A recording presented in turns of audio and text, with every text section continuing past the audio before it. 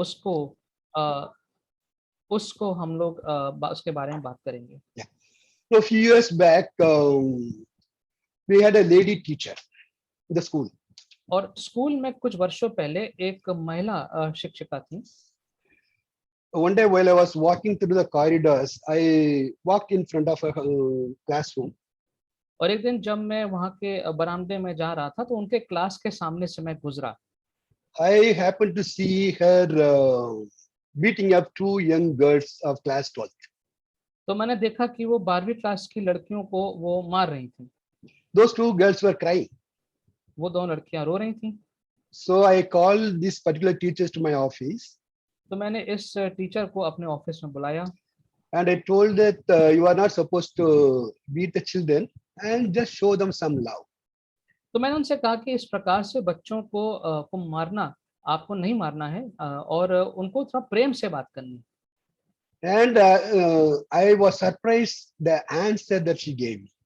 और जो उत्तर उन्होंने दिया उससे मैं पूर्ण रूप से आश्चर्यचकित हो गया। She said, "Do not expect me to love anyone. I do not have love in me. Sorry, uncle, I missed that point. Can you repeat that? Do not expect me to love anyone because I do not have love in me." तो उन्होंने कहा कि मुझसे अपेक्षा मत करिए कि मैं किसी से प्रेम करूं क्योंकि मेरे अंदर स्वयं ही प्रेम नहीं है। I don't have love for anyone. That's what she said. उसने कहा कि मेरे अंदर किसी के प्रति प्रेम नहीं है। You know, one of the best character that God had given to each person when He created was the love. और हमारे अंदर जो अलग अलग जो बातें मूल्य जो परमेश्वर ने दिए हैं उसमें सबसे अच्छा जो है वो है प्रेम। Love for ourselves, love for our family, love for our friends, love for our neighbors. अपने स्वयं के प्रति प्रेम, परिवार के प्रति प्रेम, पड़ोसियों के प्रति प्रेम, मित्रों के प्रति प्रेम। No, love is something that binds people together. और प्रेम एक ऐसी बात है जो लोगों को जोड़ के रखती है। But somewhere on the way, the human being has lost the original love that God had placed in their hearts. लेकिन कहीं तो रास्ते में जो एक मूल जो प्रेम भाव था जो परमेश्वर ने हमारे हृदय में डाला था उसको हमने खो दिया है। Very often we find there is no love between husbands and wives. अक्सर हम देखते हैं कि पति और पत्नी के बीच में प्रेम नहीं है। The parents and children, और जो माँ बाप हैं और बच्चे उनके बीच में प्रेम नहीं है। no love between friends and no love between the neighbors. ना पड़ोसियों के बीच में और ना ही मित्रों के बीच में प्रेम है। We lost the original love that God had placed in our lives. और जो मूल प्रेम का भाव परमेश्वर ने हमें दिया था उसको हमने कहीं खो दिया है। The Bible says we were God created us in His image. वचन बताता है कि परमेश्वर ने अपने स्वरूप में हमारी रचना करी है। As we know that God does not have any physical image. और हम जानते हैं कि परमेश्वर का कोई शारीरिक रूप नहीं है। So when Bible says God created in His own image, it says He created us in the image of His love. तो क्योंकि उसका कोई शारीरिक रूप नहीं है इसलिए उसके स्वरूप का मतलब है अपने प्रेम के स्वरूप में बनाया है। He in the image of His purity, in the image of His righteousness. और जो एक क्योंकि वो पवित्र है उस रूप में बनाया है, जो वो सही काम धर्मी है उस स्वरूप में हमें बनाया है। In the image of His compassion, kindness, mercy, and the list is long. God created us with all these good qualities in us. और दया, करुणा और इस प्रकार की लंबी सूची है, लेकिन इन सारी अच्छी बातों से परमेश्वर ने हमको बनाया है। That was the way God made the first man, Adam. और इसी प्रकार से परमेश्वर ने पहले पुरुष आदम की रचना करी। But Adam, in a single day, through his disobedience, lost everything. लेकिन आदम ने एक ही दिन में अनाज्ञाकारिता के कारण हर चीज को खो दिया। He also lost the love that God had placed in his heart. और उसके हृदय में जो प्रेम का भाव डाला था उसको भी उसने खो दिया। No, it was very evident when God confronted him in his sin. और जब परमेश्वर ने उसका सामना किया उसके पाप के बारे में बातचीत करने के लिए, तो ये बात सामने आई।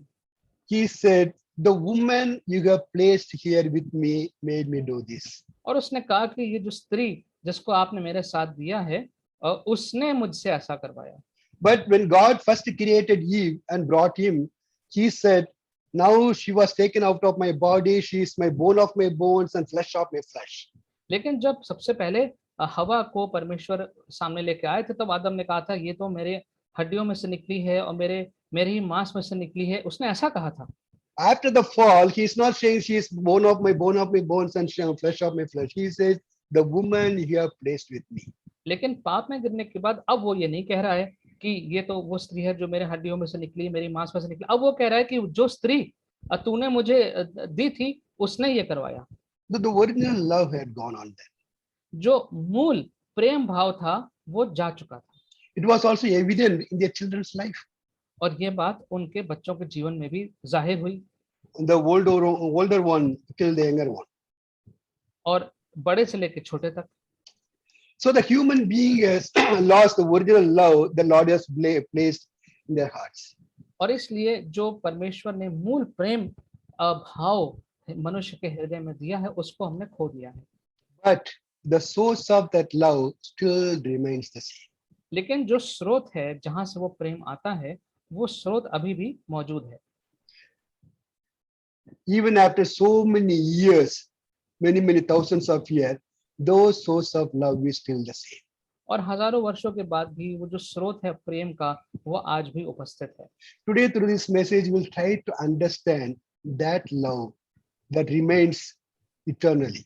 और आज इस संदेश में हम उस प्रेम को समझना चाहेंगे जो अनंत काल के लिए हमारे साथ रहता है। No, I said we will try to understand that love because no human being can completely comprehend that love. और मैंने कहा कि हम समझने की कोशिश करेंगे, क्योंकि कोई भी मनुष्य पूर्ण रूप से इस प्रेम को समझ नहीं सकता है।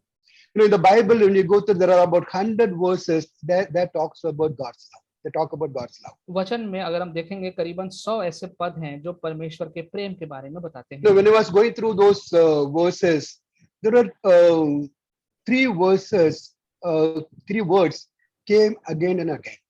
और जब मैं उन पदों को देख रहा था, तो 3 शब्द जो थे वो बार बार मेरे सामने आ रहे थे। Number one, it says His great love. और पहला जो मेरे सामने आया वो ये कि उसका महान प्रेम, Or abounding love. या उसका बहुत बहुतायत का प्रेम। The second word that came along with the love is His unfailing love. और दूसरा जो शब्द आया वो था कि कभी भी ना असफल होने वाला प्रेम। The third word that came along is everlasting life. His everlasting life, everlasting or eternal life, eternal love. और तीसरी बात जो सामने आई वो था अनंत काल का प्रेम परमेश्वर का। No, these are not just mentioned in the Bible, but God demonstrated this love, all these three love in some nations and some individuals. तो ये सिर्फ बातें जो हैं, ये ऐसा नहीं कि बस सिर्फ लिखी हुई हैं, दर्ज हैं, लेकिन परमेश्वर ने इसको खुद दर्शाया है, देशों में दर्शाया है, और लोगों के जीवनों में भी इसको दर्शाया है। Today we will look at few places where God demonstrated His love. और कुछ स्थानों में देखेंगे जहां पे परमेश्वर ने इस प्रेम को दर्शाया है। Number one is great love.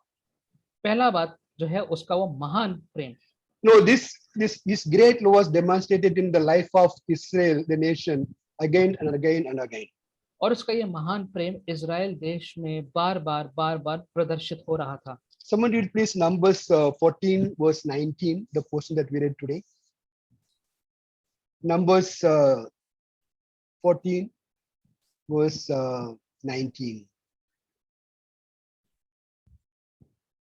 Pardon the iniquity of this people. I pray according to the greatness of your mercy, just as you have forgiven this people from Egypt even until now. अब इन लोगों के अधर्म को अपनी बड़ी करुणा के अनुसार, और जैसे तू मिस्र से लेकर यहाँ तक क्षमा करता रहा है, वैसे ही अब भी क्षमा कर दे। Okay, the original translation says it's great love. और मूल अनुवाद में लिखा हुआ है कि उसका महान प्रेम। You know, it was prayer of Moses on behalf of this his people Israel. और इजराइल के लोगों की तरफ से ये जो प्रार्थना थी, ये मूसा की प्रार्थना थी। You know, chapter 14 talks about the rebellion of Israelites against God. और 14वें जो अध्याय उसमें देखते हैं कि लोगों ने जो बगावत करी थी परमेश्वर के प्रति। In chapter 13, God asked Moses and 12 people to go to Canaan and explore Canaan before entering into Canaan. 13वें पद में परमेश्वर ने मूसा से कहा था कि 12 लोगों को चुन करके कनान देश में भेजो ताकि वो जाके वहां पे कुछ खोजबीन करने पाए। So Moses sent 12 young people to explore Canaan. तो मूसा ने 12 जवान लोगों को कनान देश में भेजा वहां पे खोजबीन करने के लिए।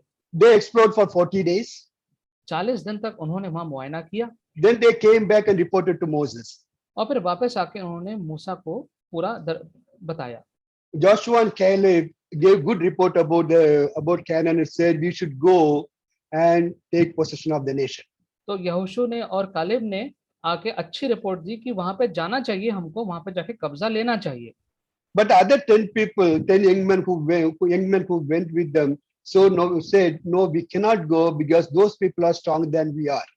लेकिन जो बाकी 10 लोग थे उन्होंने ये कहा कि वो जो वहां नहीं जाना चाहिए, जो बाकी लोग वहां पे रह रहे हैं अभी से वो हमसे ज्यादा ताकतवर हैं। They spread some bad news about the nation among the people. और उन्होंने लोगों के बीच में एक बुरी खबर को फैलाया। So the whole nation turned against Moses, Aaron, Joshua and Caleb. तो जितने भी लोग थे इजराइल के वो मूसा के और यहोशू के, कालेब के, आरोन के, इनके खिलाफ हो गए। They were even talking of stoning these 4 people. और वो तो ये भी बात कर रहे थे कि इनको तो पत्थरों से मार देना चाहिए। No, God considered as a rebellion against him because he only asked Moses to send 12 people to explore the land. तो इसको परमेश्वर ने बगावत का रूप दिया क्योंकि ये परमेश्वर ने ही मूसा से कहा था कि लोगों को भेज के 12 लोगों को भेज के वहां पे पता किया जाए। And even after seeing so many miracles that God did among them, they did not believe God and rebelled against him. और इतने आश्चर्य कर्म को देखने के बाद भी जो परमेश्वर की ओर से आया तब भी इन लोगों ने परमेश्वर की बात पर विश्वास नहीं किया और बगावत करी। Then the glory of God appeared. और तब परमेश्वर की महिमा प्रकट हुई।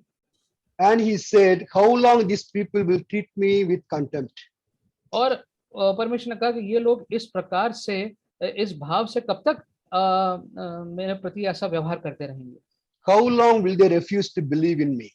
और कब तक ये लोग मुझ पे विश्वास करने से इनकार करते रहेंगे? Despite all the miraculous signs I have performed among them. और इतने सारे आश्चर्य कर्म करने के बाद भी इनका यही रवैया है। No, they despised God who was with them all the time. और जो परमेश्वर हमेशा उनके साथ रहता है उसका वो इनकार करते रहते थे। Who did so many miracles in the land of Egypt and delivered them from the slavery, from their slavery. मिस्र देश में, और उसके बाद भी परमेश्वर ने उनको अद्भुत रीति से छुड़ाया, बंधुआई से छुड़ाया, फिर भी वो विश्वास नहीं करते थे। He divided the Red Sea before them. उनके सामने ही उन्हें परमेश्वर ने लाल समुद्र को 2 भाग में बांटा था।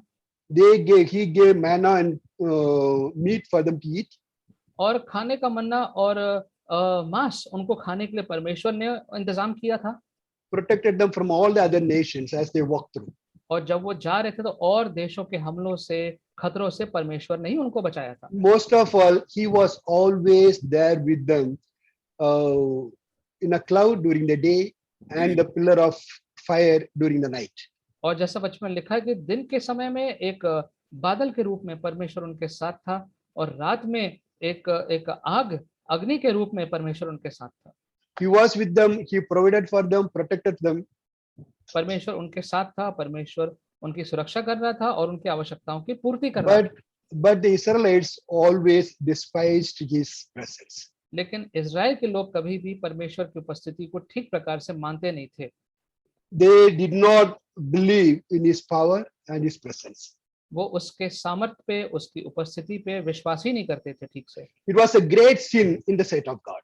और ये परमेश्वर की नजर में बहुत बड़ा पाप था।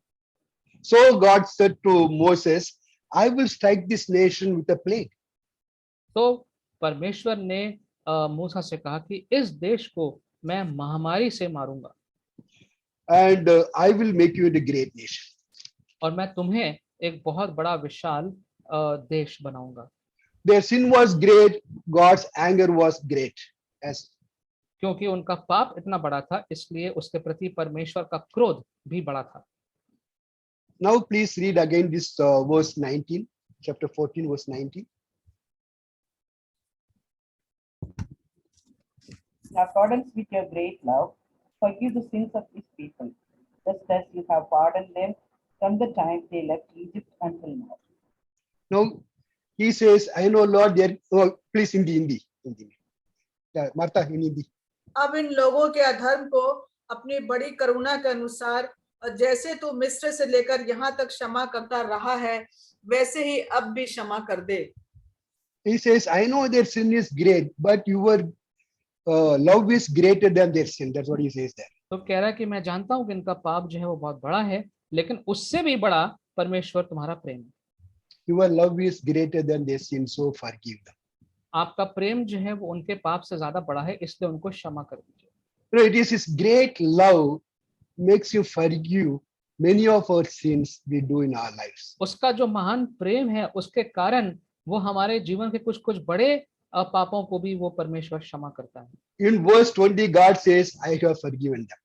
और 20वें पद में परमेश्वर कहता है कि मैंने उनको क्षमा कर दिया है. Their sin was really great, very big sin they committed, but God's love was greater than their sin, so He forgave them. उनका पाप जो उन्होंने किया था परमेश्वर के प्रति वो बहुत बड़ा था, लेकिन परमेश्वर का प्रेम उससे भी बड़ा था, इसलिए परमेश्वर ने उनको क्षमा किया. No, this was a nation who experienced God's grace love. और ये वो देश है जिसने परमेश्वर के महान प्रेम को अनुभव किया. There was a individual who experienced this great love in his life. और एक व्यक्ति विशेष भी था जिसने परमेश्वर के इस महान प्रेम को अनुभव किया था. His name was Manasseh. उसका नाम था मनासे. Now he was the most evil king of most evil king of Judah. और ये जो था वो यहूदा का एक सबसे ज्यादा हम कह सकते हैं बुरा राजा था. He broke every law that God gave to the Israelites. जितने भी नियम परमेश्वर ने व्यवस्था के दिए थे सारे ही नियम उसने तोड़े थे. He worshipped Baal. वो बाल देवताओं की पूजा करता था. He worshipped sun and moons and stars. और वो सूर्य की और तारों की और चंद्रमा की पूजा करता था. He built an altar for all the starry hosts inside the temple of God. और परमेश्वर के भवन के अंदर में वो इन चांद सितारों के उनके प्रतिमाओं के लिए उसने वहां पे एक वेदी बना दी थी. He sacrificed his own son in the fire for the god Molech. और मोलेक नाम की एक देवता के लिए उसने अपने ही बेटे की बलि चढ़ा दी. He practiced sorcery and divination. वो काला जादू और इस प्रकार की चीजों को भी वो मानता था, करता था. Consulted spirits and mediums. और आत्माओं से बातचीत करना और ये सब प्रकार के बातों को करता था. He made a Asherah pole for a goddess Asherah and put it inside the temple of God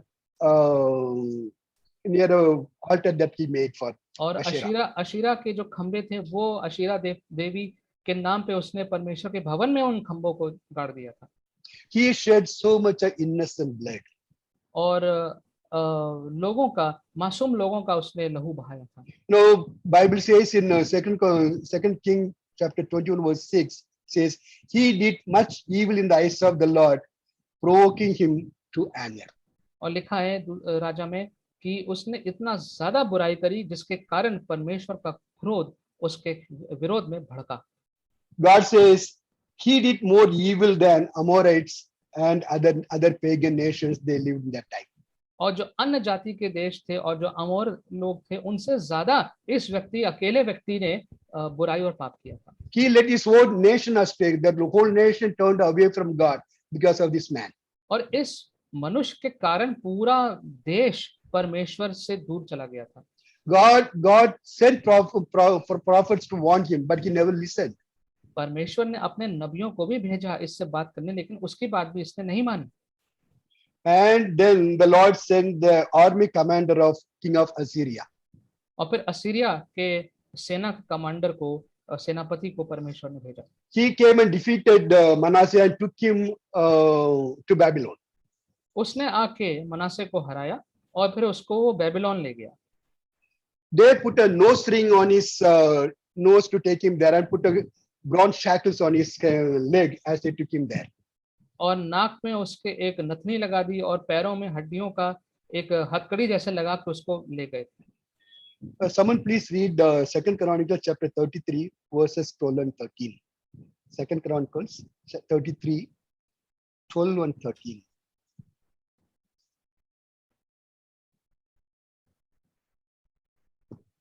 his distress, he sought the favor of the Lord, his God, and humbled himself greatly before the God of his fathers. And when he prayed to him, the Lord was moved by his entreaty and listened to his plea. So he brought him back to Jerusalem and to his kingdom. Then Manasseh knew that the Lord is God. Yes. Hindi. 12 and 13. Yeah, 12 and 13. तब संकट में पड़कर वो अपने परमेश्वर यहोवा को मानने लगा और अपने पूर्वजों के परमेश्वर के सामने बहुत दीन हुआ और उससे प्रार्थना की। तब उसने प्रसन्न होकर उसकी विनती सुनी और उसको यरूशलेम में पहुंचाकर उसका राज्य लौटा दिया। तब मनुष्य को निश्चय हो गया कि यहोवा ही परमेश्वर है। You know, in spite of all the wicked things that he had done, और जितने भी उसने बुरे काम किए थे उसके बावजूद when he called called God in his distress, और जब अपने परेशानी की हालत में उसने परमेश्वर को पुकारा, it says God moved. और तब लिखा है कि परमेश्वर ने उसकी आवाज को सुना Moved and listened to his voice. और परमेश्वर ने उसकी आवाज को सुना। No, that is the great love. ये है परमेश्वर का महान प्रेम। The man was evil. ये जो मनुष्य था वो बुरा व्यक्ति था। He did not respect God and followed all other gods. परमेश्वर का आदर नहीं करता था, दूसरे देवी देवताओं की He चलता था। filled the temple of God with his idols.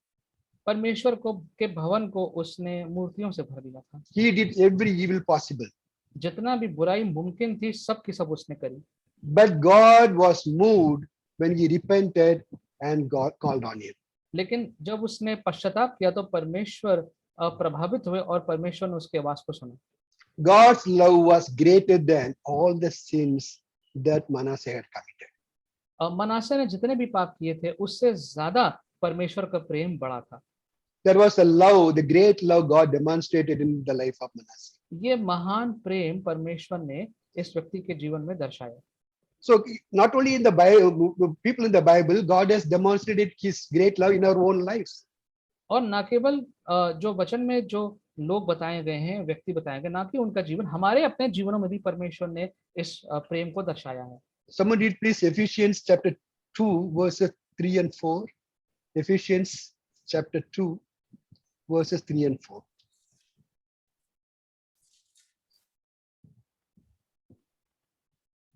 Ephesians chapter 2 verses 3 and 4. All of us also lived among them at one time, gratifying the craving of our sinful nature and following its desire and thoughts like the rest. We were by nature objects of wrath, but because of his great love for us, God, who is rich in mercy, made us alive with Christ even when we were dead in transgressions. It is by grace you have been saved. इनमें हम भी सब के सब पहले अपने शरीर की लालसाओं में दिन बिताते थे और शरीर और मन की इच्छाएं पूरी करते थे और अन्य लोगों के समान स्वभाव ही से क्रोध की संतान थे, परंतु परमेश्वर ने जो दया का धनी है अपने उस बड़े प्रेम के कारण जिससे उसने हमसे प्रेम किया। We were dead in sin. हम अपने पाप में मृत थे। We were object of his wrath. और हम उसके क्रोध का पात्र थे। But in his great love for us, he delivered us from his wrath. लेकिन अपने महान प्रेम के कारण उसने हमें अपने क्रोध से छुटकारा दिलाया। In his great love, he sent his son to die for us so that we can escape from his wrath. अपने महान प्रेम के कारण उसने अपने पुत्र को दिया ताकि उस सजा से, उस क्रोध से बचने पाए। Now today we are sitting here as his people because of his great love.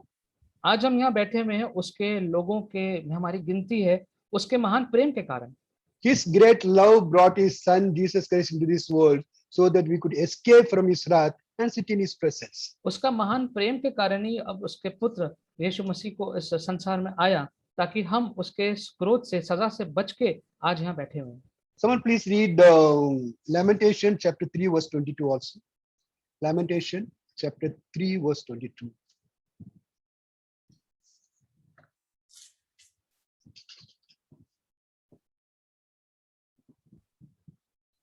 Lamentation 3:22. Because of the Lord's great love, we are not consumed, for his compassions never fail. हम मिट नहीं गए, ये यहोवा की महाकरुणा का फल है, क्योंकि उसकी दया अमर है। This chapter 3, Jeremiah pours out his heart. और यहाँ पर तीसरे अध्याय में यिर्मयाह जो है वो अपने पूरे दिल की बात करता है। He talks about the hardship and the trouble that he went through. और जितनी कठिनाइयों और कष्टों से वो गुजरा वो उसकी बात करता है। The darkness that he felt. जो अंधकार का अनुभव किया उसकी बात करता है। The pain and the peacelessness that he went through. और जो तकलीफ और अशांति का जो उसको अनुभव हुआ उसकी बात करता है। He just pours everything in that chapter. और उस अध्याय में इन सारी बातों को अपने हृदय से वो उंडेल देता है। He says, I remember all my afflictions, all my wandering. और वो कहता है कि जितना भी मुझे तकलीफ हुई, जो मैं भटका, मुझे सब ये बातें याद हैं। And the bitterness I went through. और जो कड़वाहट से मैं गुजरा मुझे वो भी सब याद है। My soul is downcast. जो मेरा जो आत्मा है, प्राण है, वो बिल्कुल गिरा जा रहा है। Yet I have a hope. I have hope in this because God's love is great. लेकिन फिर भी इन सारी परिस्थितियों में मेरे पास एक बहुत बड़ी आशा है, क्योंकि परमेश्वर का प्रेम बहुत महान है। Because of his great love, we will not be consumed. उसके महान प्रेम के कारण हमारा नाश नहीं होगा। That's what he says. Whatever pain we go through, whatever trouble, that disappointments we go through. और उसका कहना है कि चाहे जितना भी तकलीफ आए, जितनी भी निराशा आए, लेकिन फिर भी हम उसके प्रेम को अनुभव करेंगे। Sometimes we feel darkness around. कभी कभी हमको महसूस होता है कि हमारे चारों तरफ अंधकार है। We do not even know where to keep our next step. ये भी नहीं मालूम कि अगला कदम कहाँ रखें। But we still have hope because God's love is great. लेकिन फिर भी हमारे पास आशा है, क्योंकि परमेश्वर का प्रेम महान है। His love is great love, so we are not consumed, and his compassion never ends. उसका प्रेम जो है वो महान है, इसलिए हम नाश नहीं है, ना हमारा नाश नहीं हुआ, उसकी करुणा सदा की है। So in spite of all that we do, we can always turn to that great love. और भले ही हमारे साथ क्या होता है, जो भी होता है, लेकिन फिर भी हम हमेशा उसके महान प्रेम की ओर जा सकते हैं। Our darkness can turn to light when we turn to this great light, great love. और हमारा अंधकार जो है वो ज्योति में बदल सकता है जब हम उसके प्रेम की ओर जाते हैं। Our pain and disappointments can vanish when we turn to this great love. हमारी तकलीफ और हमारा निराशा जो है वो जा सकती है जब हम उसके महान प्रेम की ओर रुख करते हैं। No, in spite of all that we do, we can always live in great hope because of God's great love. और भले ही हमारे जीवन में जो भी होता रहे, लेकिन हम बहुत एक आशा में जीवन व्यतीत कर सकते हैं, क्योंकि हमारे परमेश्वर का प्रेम हमारे प्रति महान है। Now, second thing the Bible talks about is his unfailing love. जो दूसरी बात वचन करती है वो है उसका ना असफल होने वाला प्रेम। No, this particular verse comes about 30 times in the Bible. ये जो बात है ये करीबन 30 बार वचन में आती है। Most of the time it comes in Psalms. और अक्सर ये भजन में ये बात आती है। And Moses and people, when they sang the song, they mentioned God's unfailing love. और जब मूसा और उसके लोग जब गीत गाते थे तो वो परमेश्वर के ना असफल होने वाले प्रेम के बारे में गाते थे। And Jeremiah talks about it in the book of Lamentation. और यिर्मयाह ने इसको विलाप गीत की पुस्तक में इसकी बात करी है। And someone read please Isaiah chapter 54 verse 10. Isaiah chapter 54 verse 10.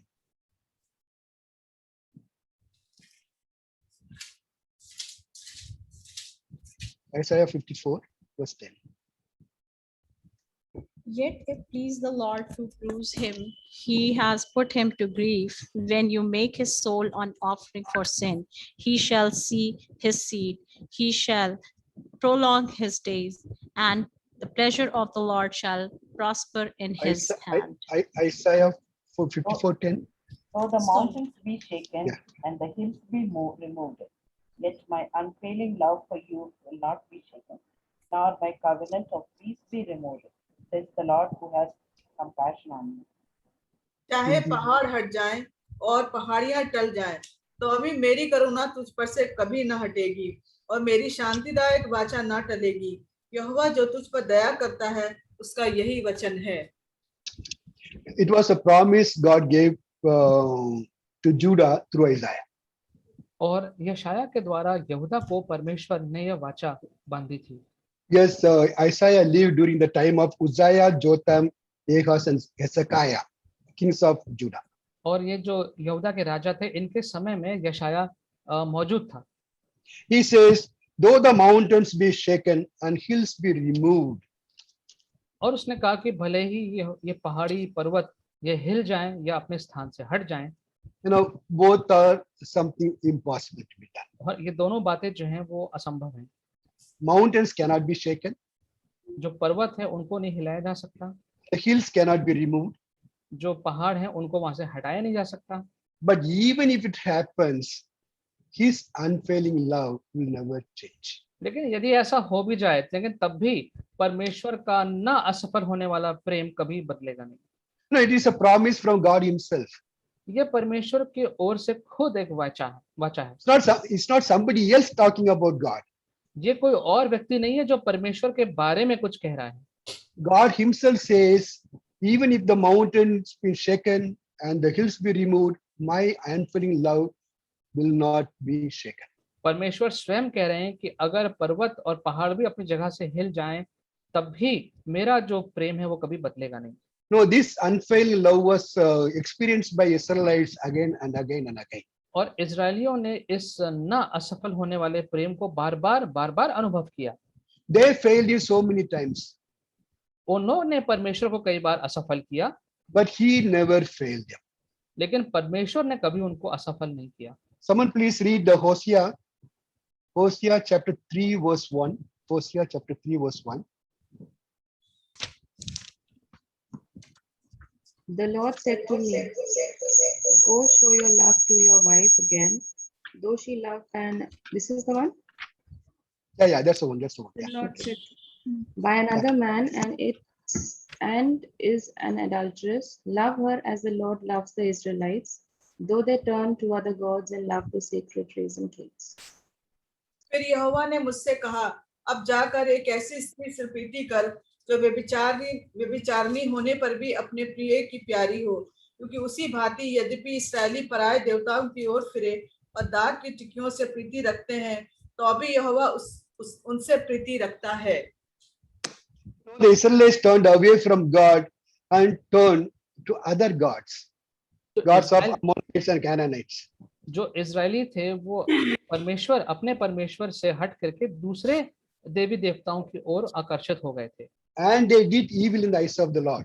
और उन्होंने परमेश्वर की दृष्टि में बुरा और गलत किया। But Lord says, I still love them. लेकिन परमेश्वर ने उनसे कहा कि मैं तो अभी भी तुमसे प्रेम करता हूँ। They failed him so many times. उन्होंने परमेश्वर को कई बार असफल किया। He never failed them because his love is unfailing love. लेकिन परमेश्वर ने कभी उनको असफल नहीं किया, क्योंकि उसका जो प्रेम है वो ना असफल होने वाला प्रेम है। This unfailing love has been experienced by many individuals in the Bible. और ये जो ना असफल होने वाला प्रेम है, ये वचन में कई व्यक्तियों ने अनुभव किया है। When you read the Bible, you see David has failed God so many times. वचन में हम देखते हैं कि दाऊद ने कितनी बार परमेश्वर को असफल किया। God punished him, but he never took his love away from him. परमेश्वर ने उसको दंडित तो किया, लेकिन अपना प्रेम कभी उससे हटाया नहीं। That's why in many of his psalms, Paul talks about God's unfailing love. No, sorry, David talks about God's unfailing love. इसलिए कई भजनों में दाऊद जो है वो परमेश्वर के ना असफल होने वाले प्रेम की बात करता है। We experience this unfailing love every day in our lives. हम अपने प्रतिदिन के जीवनों में परमेश्वर के इस ना असफल होने वाले प्रेम को अनुभव करते हैं। None of us can say that I never failed God. हम में से कोई भी ये नहीं कह सकता कि हम परमेश्वर को कभी असफल नहीं करते हैं। We fail God many times, but still He loves us. हम परमेश्वर को कई बार असफल करते हैं, लेकिन फिर भी वो हमसे प्रेम करता है। As God's children, one of the things that we should always remember is, और परमेश्वर के संतान होने के नाते एक बात जो सदैव हमें याद रखना चाहिए, whatever we do, God will never take His love away from us. हम चाहे जो भी करें, लेकिन परमेश्वर अपना प्रेम कभी हमारे ऊपर से हटाता नहीं है। He may discipline us. वो हमें अनुशासित कर सकता है, but he never takes his love away from us, लेकिन अपना प्रेम वो कभी हमसे अलग नहीं करता, because his love is unfailing love. क्योंकि जो उसका प्रेम है वो कभी भी ना असफल होने वाला प्रेम। Someone read this Romans chapter 8 verse 35 to 39.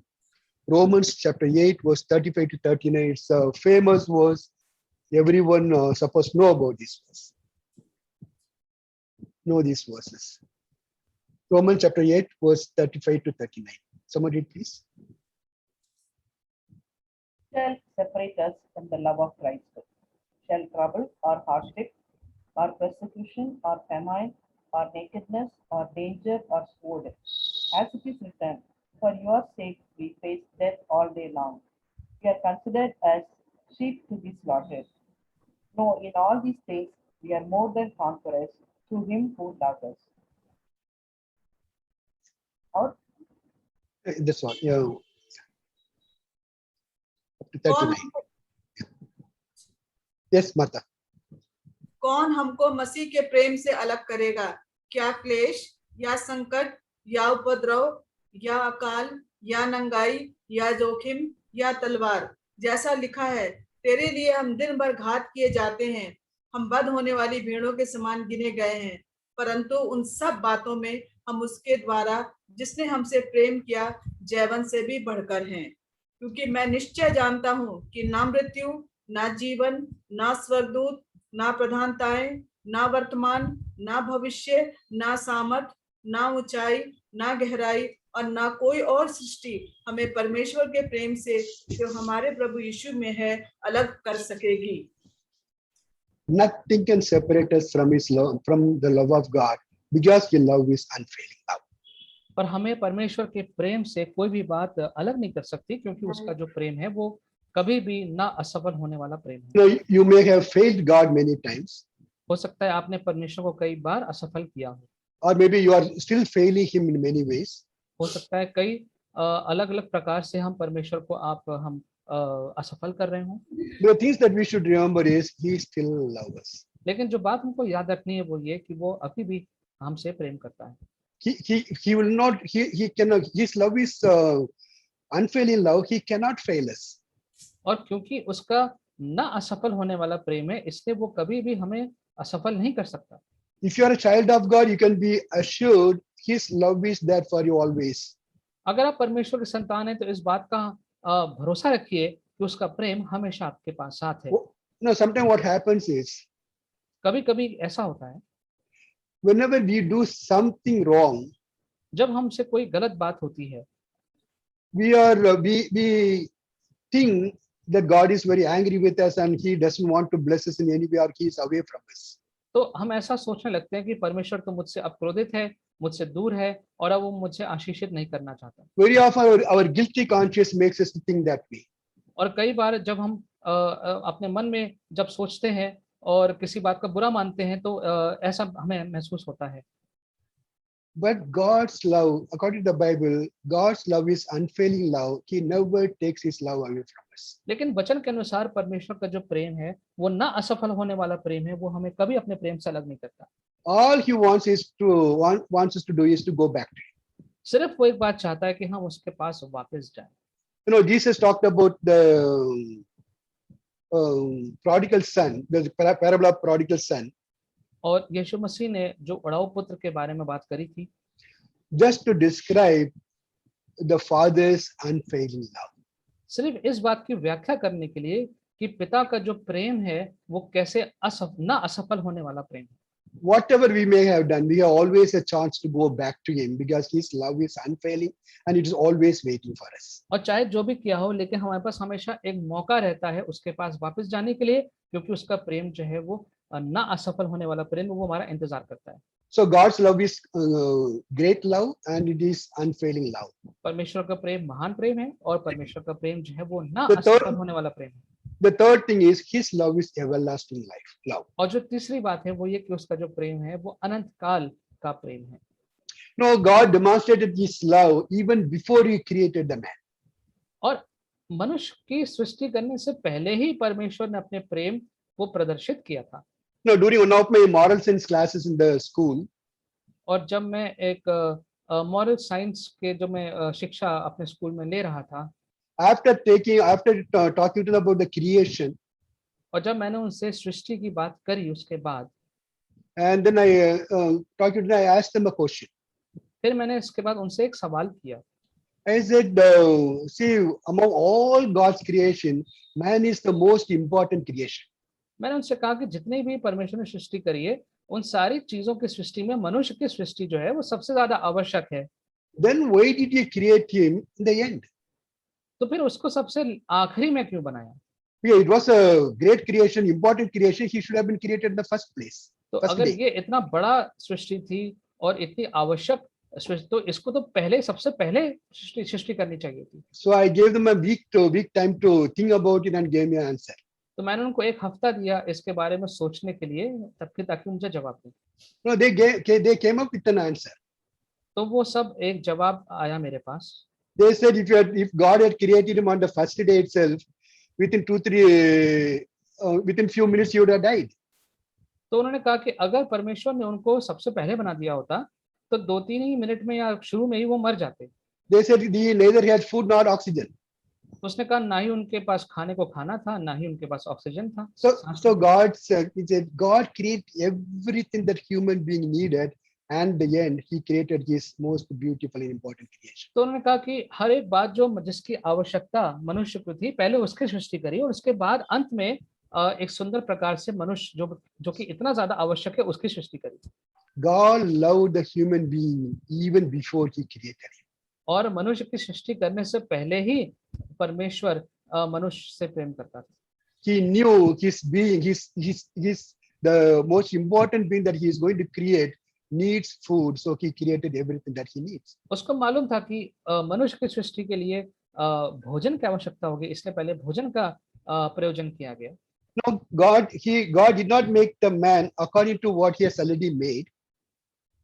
और जो वो पहले से बना चुका है उसके अनुसार ही केवल मनुष्य को नहीं बना दिया, But everything according to the man, according to whatever the man needs. लेकिन जो भी मनुष्य की आवश्यकता थी उसके अनुसार बाकी चीजों को बनाया।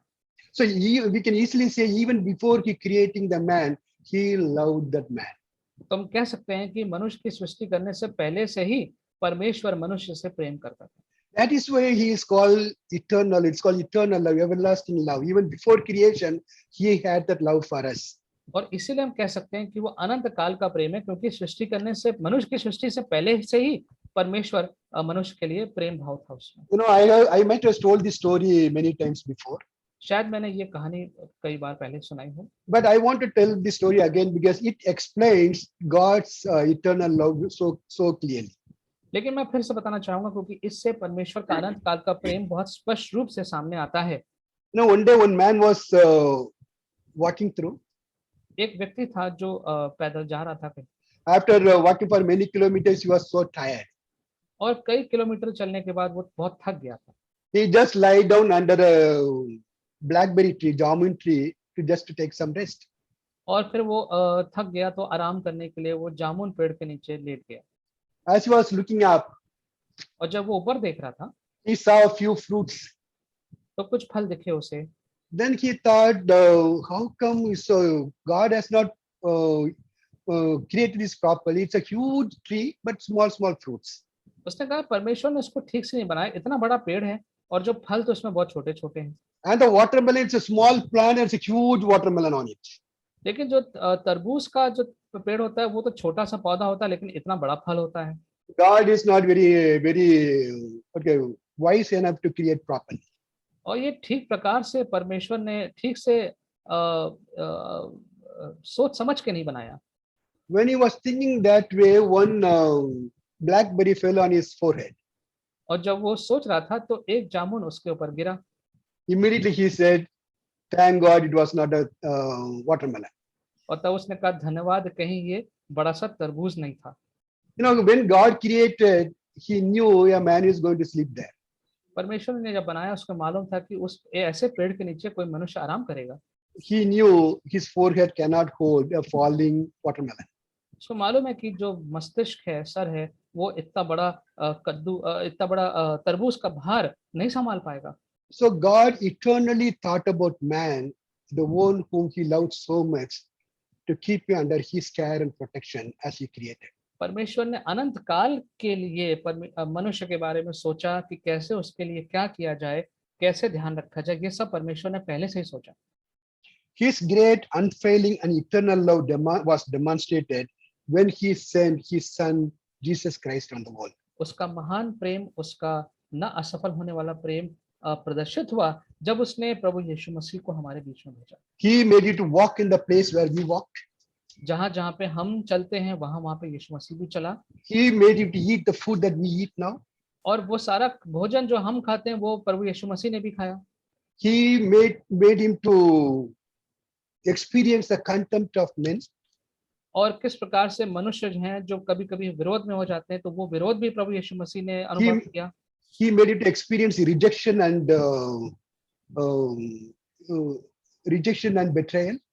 और इनकार और बगावत का अनुभव भी जैसे हमें होता है वैसे प्रभु यीशु मसीह को भी हुआ।